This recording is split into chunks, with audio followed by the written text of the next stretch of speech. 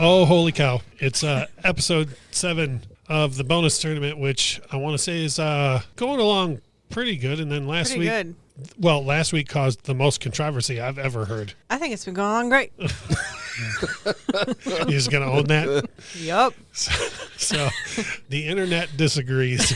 So here we are in episode 7. We are actually coming to the end of the first round, which has been a war, I'm going to call it. Between who? Between you and everyone. You and the planet internet. Earth. Yeah. You have said so many things that have caused literally both. Like, you've said things about records that Kyle brought to this tournament that Kyle was like, what? And you've said more than a few things about records that I brought to the tournament that the entirety of the internet was like, what? So okay. Yeah, okay. So for those of you who may have some sort of stress from last week and forgotten, or for those of you who haven't listened last week was Dermot Kennedy's Without Fear record against the Beach Boys, Pet Sounds. And clearly there was a winner, clearly, from the beginning. Well, Michelle gave Pet Sounds a 7 out of 10, which is obvious that's exactly what that record deserves.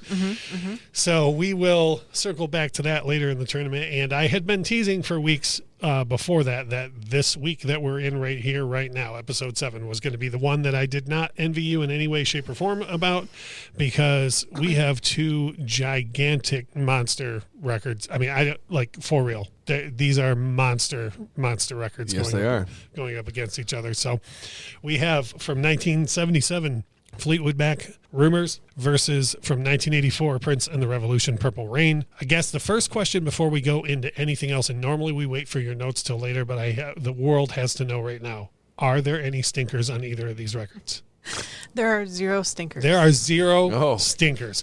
We are toying with the idea of having records that are 7 out of 10. Because that's the line, right? If it's 7 and above is no stinkers. Correct. Oh, holy cow. All right, let's get right into it. So they're at least 7s. I'm not going to spoil anything, but they're at least 7s. I mean, wow. Right out the gate. I don't even know what to do with myself. Let's get right into this. Kyle, talk to us a little bit about Fleetwood Mac Rumors. Oh, man, off air I said that I didn't have a lot to say about that because because it's all hearsay. Did you get it? Rumors. That's a good one. See what I did?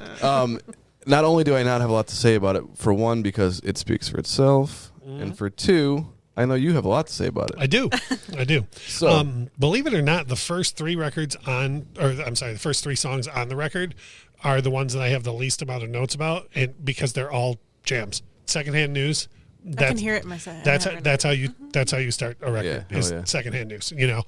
And I think it's a lot of people don't put together that Secondhand News goes right in with the title of the record, like Rumors. Dreams, I think, is one of the best track 2s in the history of the game. Like, it just comes out of all that energy of Secondhand News, and it's like boom, boom, boom. Like, here, we're just going to take this down real quick. I think Never Going Back Again is, in my opinion, one of the most underrated Fleetwood Mac songs. It's my favorite. Like, people just don't. Nobody ever name checks that song. Yeah. If you go up to somebody right now and go, "What's your favorite Fleetwood Mac song?"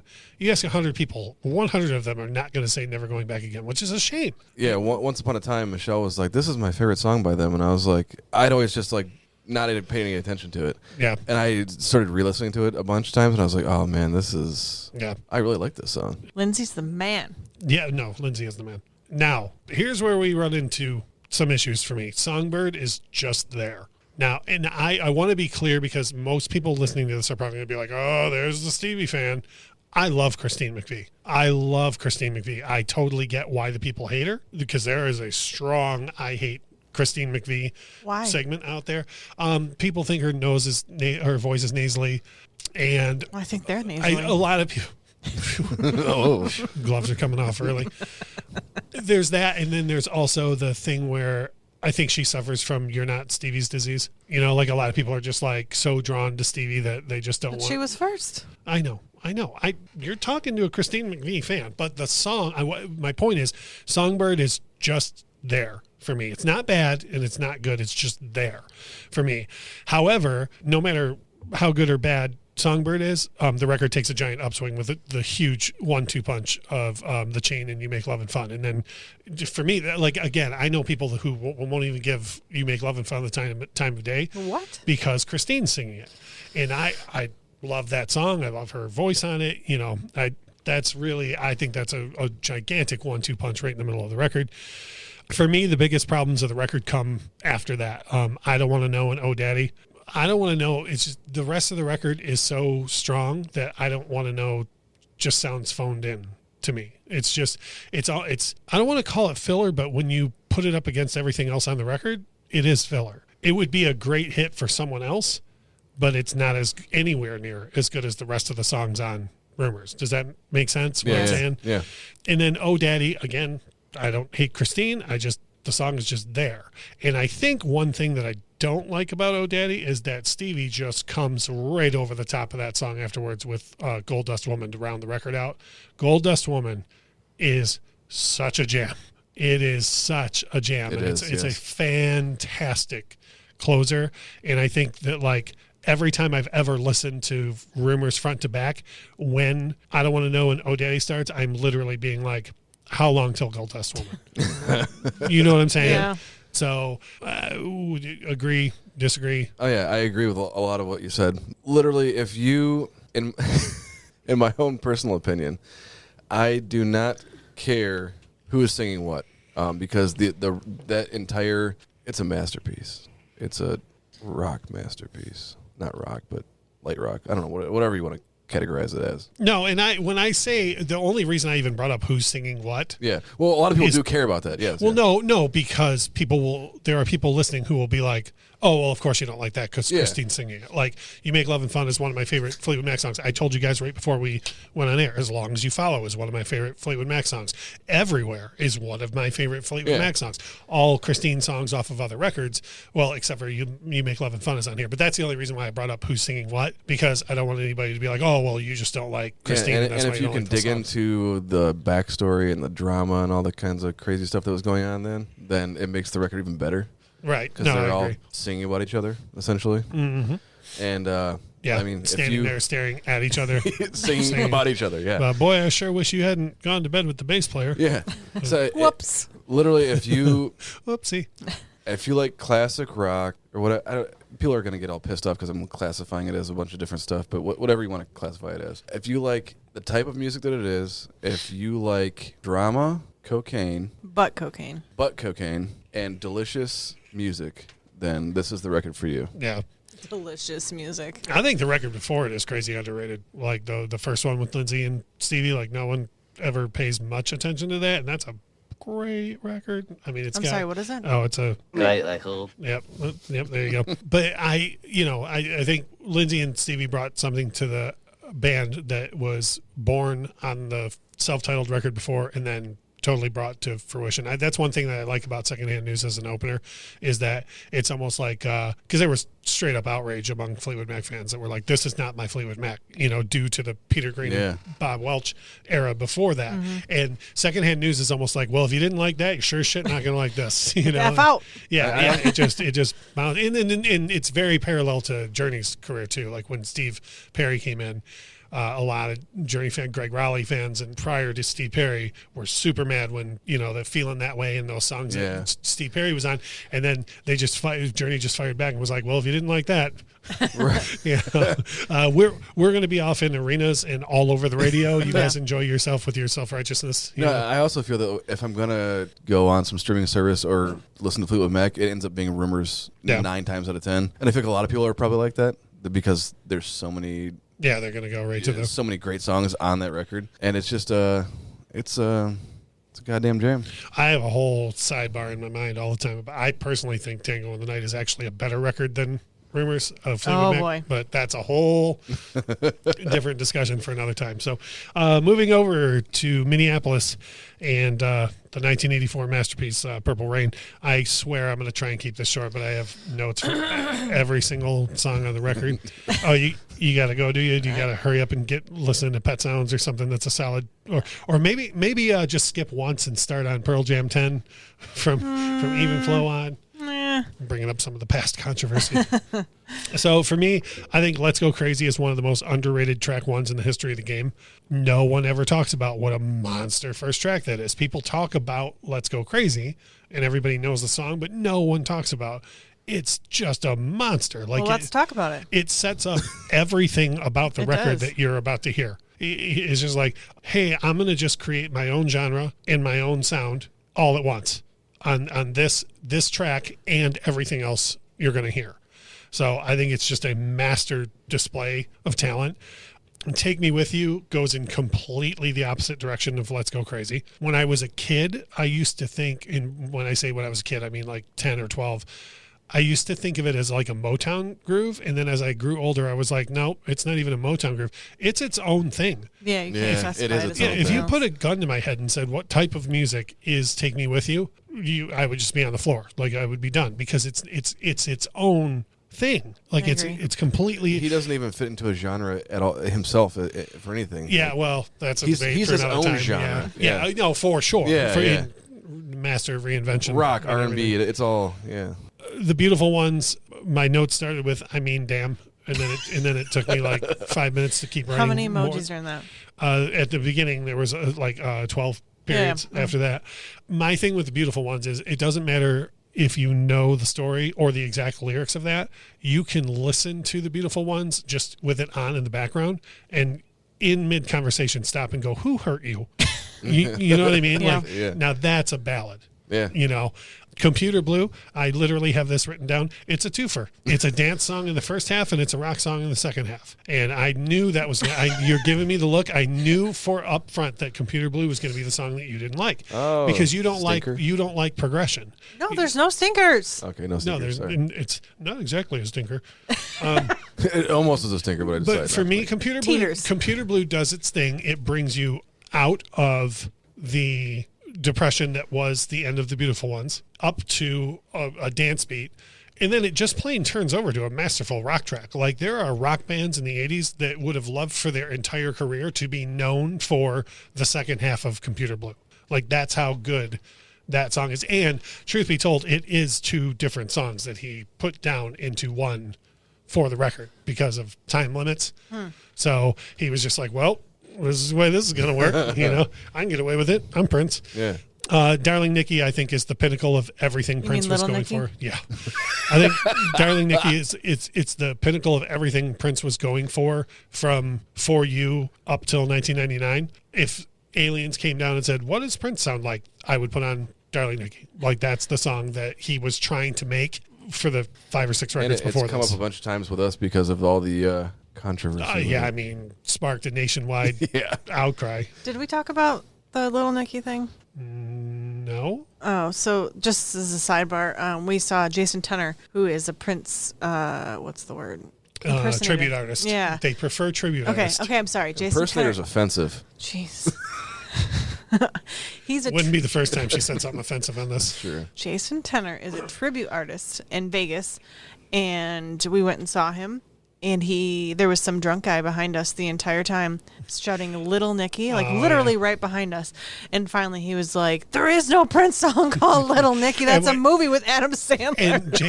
And Jason Tenor stays pretty in character the whole show. Yeah, but this guy was No. I'm relentless. saying we've seen Purple Rain. I've seen it 3 times. Yeah, I've sang with him. Oh, boy. I sang I Could Never Take the Place You You Ran did. with him. We've seen them probably 10 times, and he stays. You know, he doesn't think he's Prince, but like with these Michael impersonators or tribute artists or Elvis, it helps if they stay in character. And that was the one time where I saw him was like, dude, shut up. That's not even the name of the song.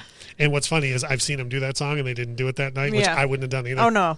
So anyways, flipping over to side 2 or the rest of the album, depending on how you listen to it. When Doves Cry is one of the best and most sexy dance songs of all time. And it's a rock song. It's not even a dance song. It's a freaking rock song. And I don't know if either of you know this about this song. Do you know what When Doves Cry is missing? Doves. Crying. Bass. There's no bass line in the song When Doves Cry. So he's not all about that bass? Not in that song. But the lyrics and the melody are astounding. the way they intertwine. Too cold, maybe I'm just like the way it weaves underneath. I mean, hell yeah, come on.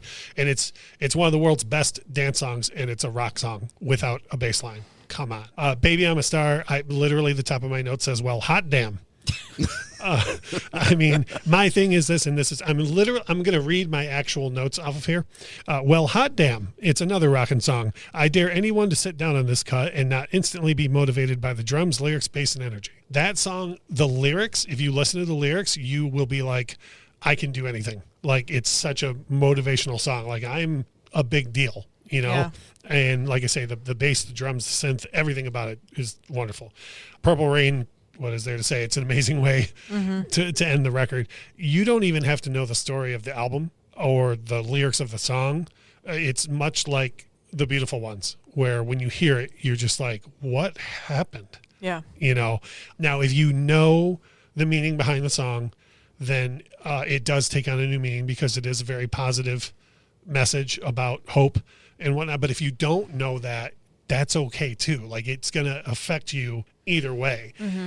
So for me, and I've told both of you this, and I'll say this to all the listeners too. When we started this tournament, Kyle and I picked both 8 records apiece. And when Kyle gave me his list, he had Rumors on it, and I originally had Rumors on my list. I don't even remember where it was placed, but I had it on there, and I took it off. So I genuinely love both of these records, but I'm going to tell you here now why I truly think that Purple Rain is a slightly better record than Rumors. Okay, I'm ready. Purple Rain works 3 different ways as an album. Every single song on this record works on its own. You could put any song on this album on in any environment and either get the party going or make your friend feel better with a ballad or motivate someone or whatever. Every single song works individually. Secondly, every song works as a whole. If you put it on, Let's Go Crazy runs right into Take Me With You. Take Me With You runs right into The Beautiful Ones. Like, and I actually didn't, you know, it's funny. I totally skipped over I Would Die For You. That's how goddamn good this record is. Like, I didn't even, you know, When Doves Cry, when that ends, boom, boom, you hear I Would Die For You in your head. But you could just put When Doves Cry on by itself or I Would Die For You on itself. And then third, and this is something that Rumors can't help, but it also works as the complete and total one of the best soundtracks of all time. Like, it tells you the story of the movie as it's happening. And you don't even have to have seen the movie. You can listen to the record and just go, well, this is a whole story. I mean, have you heard 8 Mile? Right. Yeah. Yeah. I know someone saw Purple Rain, and it's whomever produced 8 Mile. So that, for me, is the biggest reason why the one edges out the other, is because it works on 3 different levels. It's not just one extra level above Rumors. It works in a third, you know. And I maintain you can listen to Rumors straight through all you want to, and I'm here to back you on that. But never in your life are you going to. There's certain songs that never in your life are you going to put on one off on Rumors. And everyone, you know, one of these songs from Purple Rain is their all-time favorite Prince song that might not be your favorite or mine or whatever. Like, Darling Nikki is not even close to my favorite. Did you almost say Prince Little song. Nicky? Yeah, I had to correct myself. Darling Nikki is not even close to my favorite Prince song, but I know like 50 people who that is. Nobody's favorite song is Computer Blue. Lies. Lady, are you looking for internet hate? Because holy cow. Stirring the pot. Man, yeah, a lot of people. That actually might be my favorite song on the record. What? Yeah. How come The pot you're stirring is slowly becoming a cauldron. Am I in it? You will be.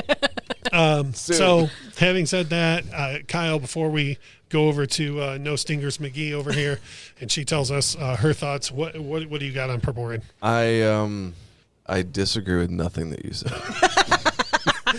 Mostly because... Do you see what I'm saying about the balance between the two, though? And literally, if I, much like Rumors, if I'm going to listen to a Prince track, like 9 times out of 10, it's going to be off of Purple Rain.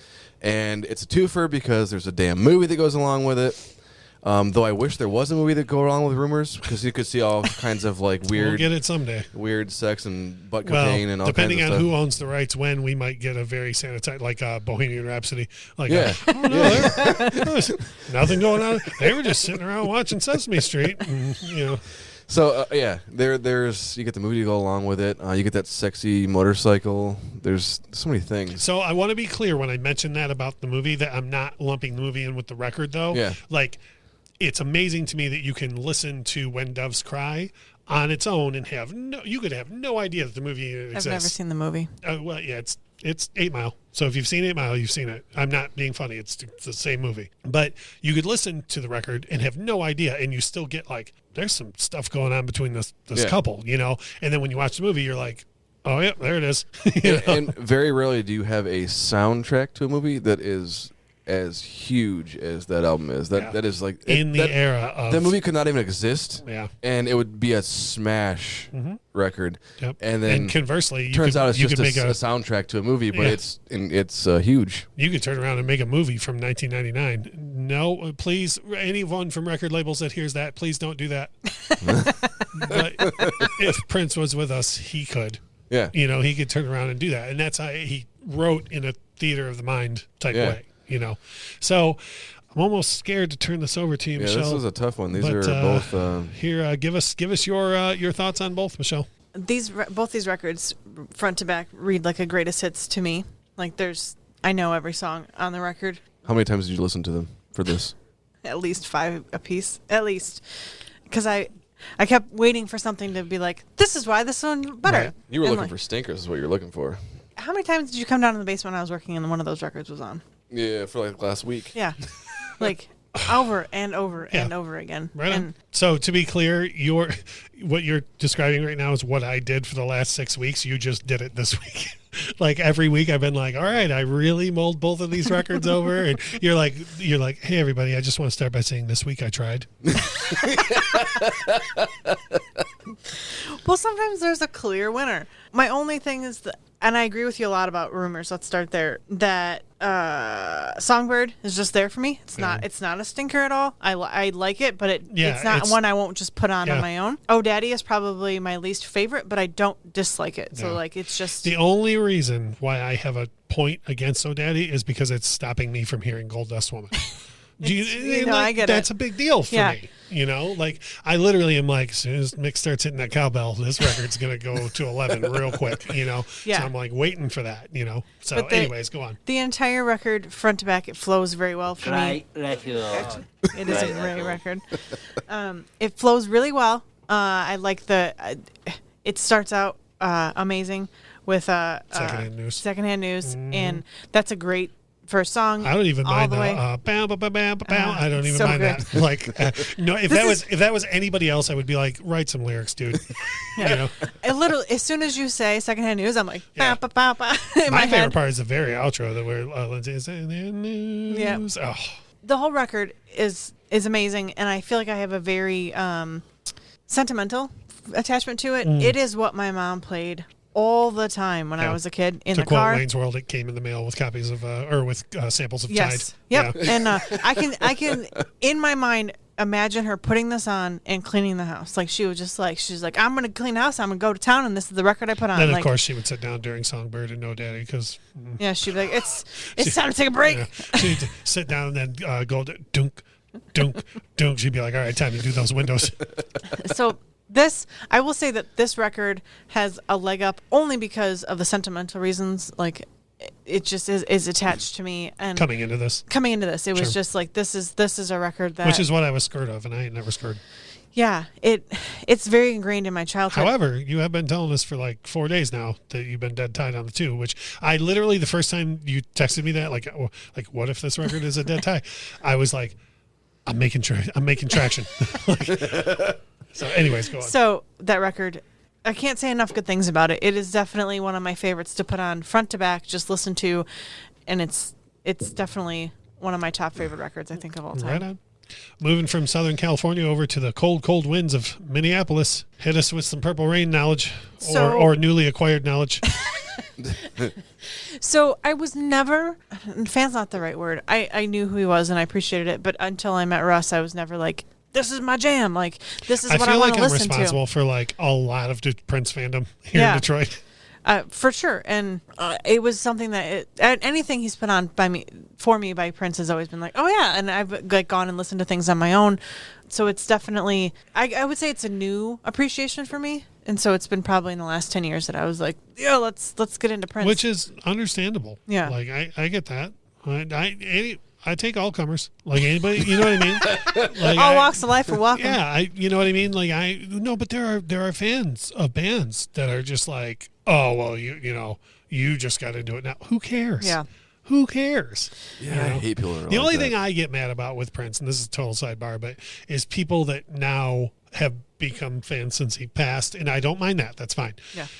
That are like, oh, empty the vault. Well, why don't you listen to, all the rest? Well, Come, listen to Come, the Symbol album, the Gold Experience, Planet Earth, 3121, and there's like 10 other, One Night Alone, Plectrum, Electrum. Like there's literally like another 5, 6, 7 that I'm forgetting right now. How about you listen to all of that you weren't giving Prince the time of day for the last 15 years before we worry about what's in the vault? Like, this is going to sound so self-righteous, but the vault is for me. No, the vault is for me. The vault is for the guy who I bought Around the World in a Day through Plectrum Electrum the day it came out. You know what I mean? Like I was there the whole time. So right. I want to hear more Prince. You don't get to tell me you want to hear more Prince yet because you haven't heard what's out there. He chose great names for his albums. Yeah. Fantastic. Yeah. Do you know why 3121 is called 3121? Because the digits add up to 7. Mind blown. I know.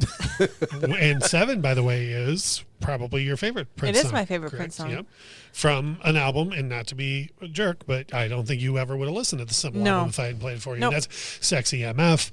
Oh God, that's a fucking The jam. Morning Papers. Is Peak Control on my name is Prince. That's like 3 albums later. I mean, just kidding. I didn't But say same, that. same groove though. Prince and the New Power Generation, same groove though. But from the 3 Chains of Gold, Sexy MF, My Name is Prince, 7, obviously. The record just goes on and on and on. Yeah. I will say, Russ, before I met you, I did not listen to Prince. I listened to Prince a quarter as much as I do now. And now you prance. I do see him prance. I went from Prince to prance real quick, and it was he's got literally something for everyone. Fucking jams. Yeah, he's overall. literally got something for everyone. Just wait till tomorrow. But so much. The day this episode comes out, I'm getting 4 Prince records that I've wanted forever. Yes. on vinyl. Finally? Yeah, and one of them is his jazz album from 1999. That's one I forgot to mention, The Rainbow Children. And holy cow. I can't help myself. When he passed, there was a bunch of people, articles that were like, and he was working on a jazz album when he passed. And there's like literally legitimate journalists were like, oh, I want to hear a Prince album, jazz album from Prince. Okay, how about you listen to the one he listened to, released in 1999 called The Rainbow Children? You know what I mean? Like, there's lots of musicians out there, and there's musical geniuses, and he fits into the latter category. Definition. He literal is, definition. Yes, he's a musical genius in all facets of everything that he did. Mm-hmm. So he was great on New Girl too. We got, and he was fantastic. So we got through Let's Go Crazy. There's 8 other songs on the record. Go ahead. I can't. You literally took all of my notes. I was like, these are all the things except for Computer Blue is not your jam. Yep. And yep. But you also wouldn't call it a stinker. No. And I feel like it doesn't stick out to me like a sore thumb on the record, which is what I kind of, if I don't like the song and it just sticks out and doesn't belong, is what I kind of think a stinker is. Which is crazy for this record. And again, I know I'm going hard for this album, but how many different genres are on this record, including a song we all agreed you can't even call a genre, Take Me With You. And how does it not stick out? Like, how do you come out of a ripping guitar solo of Let's Go Crazy and then drop this cheerful Take Me With You and it doesn't sound out of place? No, it all flows very well. And I'll tell you why. You have to be Prince to do that. And it also sounds like it goes with the movie. Right. So like I could definitely see. And what's funny is I think Take Me With You is in the movie for like 30-second stops, which is funny. Yeah. But the whole record, I guess the other one that I wasn't the biggest fan of, it's just there for me, is Baby I'm a Star. That's such a bummer. It's such a upbeat motivational cut. I don't hate it at all. Yeah. It's not a stinker. It isn't. It's not a stinker. If I had to pick, and not even if I had to, those are the 2 songs on the record that they're not 100% for me. They're just, And maybe if I saw the movie, it would change.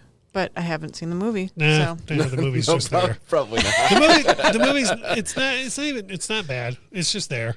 And plus, and like I say, for you having seen 8 Mile, you're going to be like, this is the same thing. And I know you're not going to be like, oh, Prince ripped off Eminem, but like you're just going to be like, this hits all the same beats as. right. One more thing, like going toward your record, Russ, since I just keep talking about how great it is if you just say rumors in a conversation with somebody, Yeah.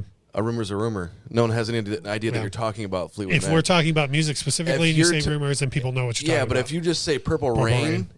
In any context, it means Prince. It's almost a verb or an adjective or a noun. Yes. Yeah. Before him, Purple Rain it did not exist. It is a thing that he created. Yeah. Yeah. Oh, for sure. For sure. Yeah. It's a freaking movement, and he freaking mastermind, little guy from Minneapolis dropping all that on us, and then he had so much afterwards. Anyways, we're focused on this. We're focused on this one thing. So, and I kid you not, going into this, Michelle made it very clear that she had not made up her mind yet. And as I usually do about this time, I'm going to ask you: have you made up your mind? Do you have a ruling? She's looking concerned. I did before I sat down, and now I don't. All right, here's what's going to happen. we have. Whoops. No, it worked. You convinced me. Well, I know. Yeah. Well, here's what's going to happen. I'm going to take us to break. We're going to have some little chit and a little chat off air here, and then we will come back and sort this out.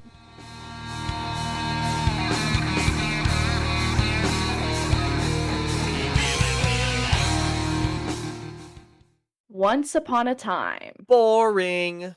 It was the best of times. It was the worst. You got that right. What's your problem? We want new stories.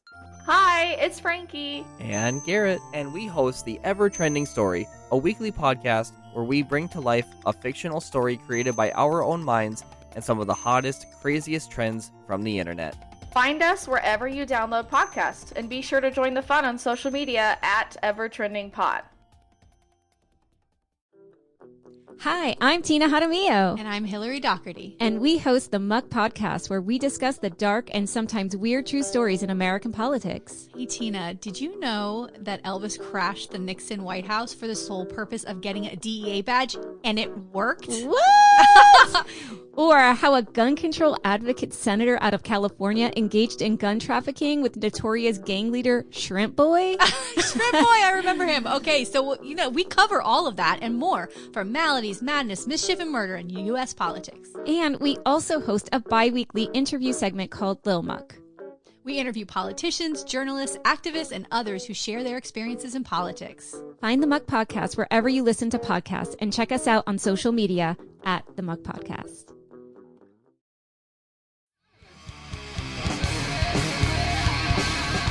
All right. How come you can talk over the music parts and I Well, can't? the listeners couldn't hear me talking because of the way I'm going to edit this, but that's. Do you see this array of shiny and lit up things? So that's. Holy cow. So, anyways, hopefully you're enjoying this episode as much as we are. And I mean that. I'm having a fantastic time on this episode. So, let's see here. After much deliberation and actually almost as much off-air time as the first half of the episode took, I should say, do you have an announcement for us? I do. Here we go.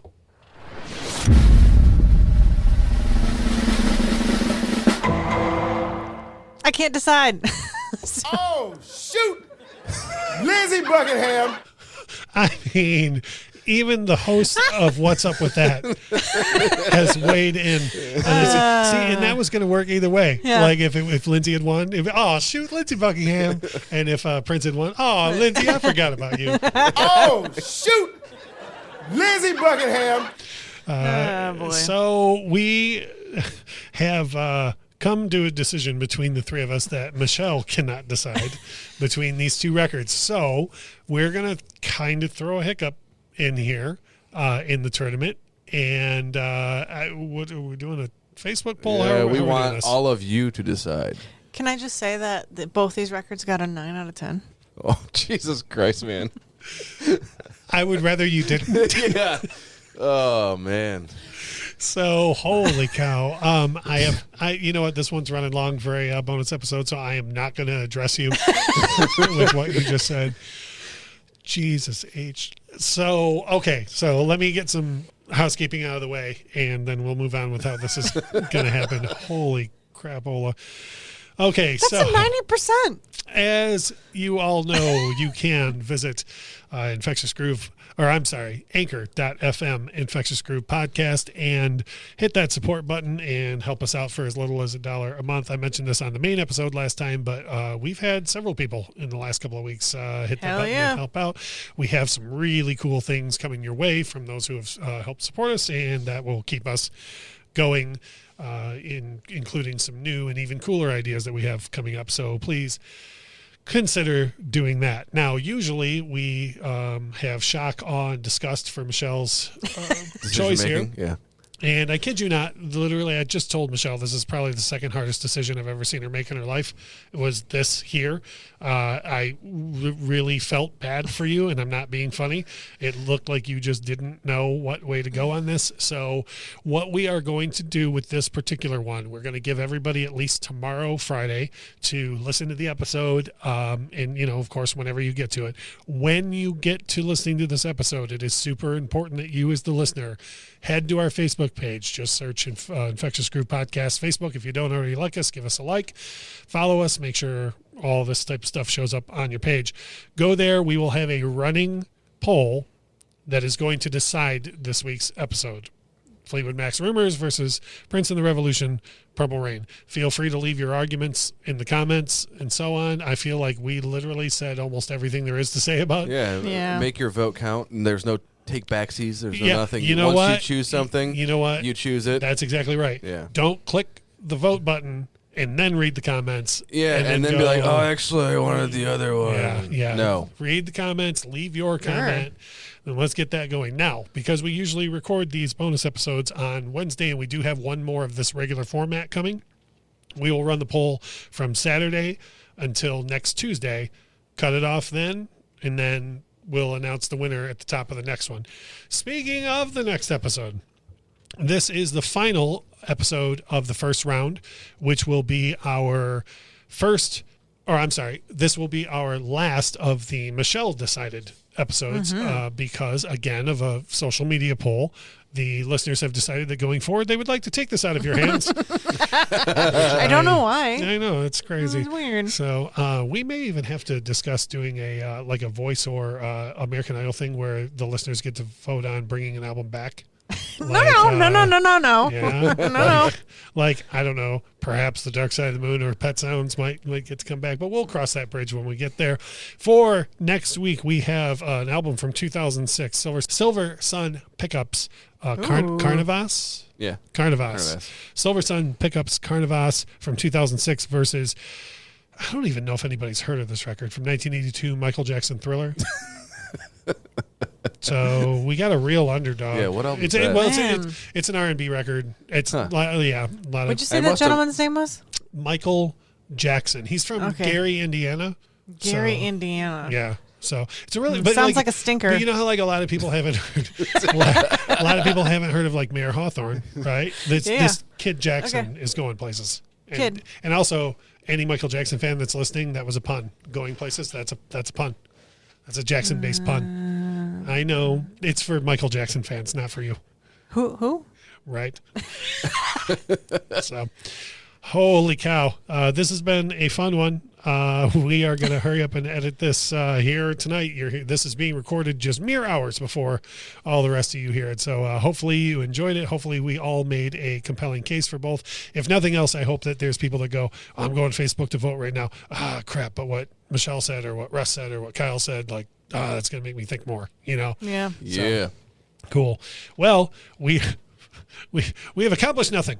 So we greatly appreciate you guys listening. I really want to see that interaction. So whether or not you follow us on Instagram or Facebook or Twitter, please, by all means, come at me, bro. No, don't come at you. Not yet. So we greatly appreciate everyone listening, and hopefully there's going to be a lot of interaction with this one. So thanks a lot. We look forward to seeing and hearing your arguments on Facebook. Bye. Bye.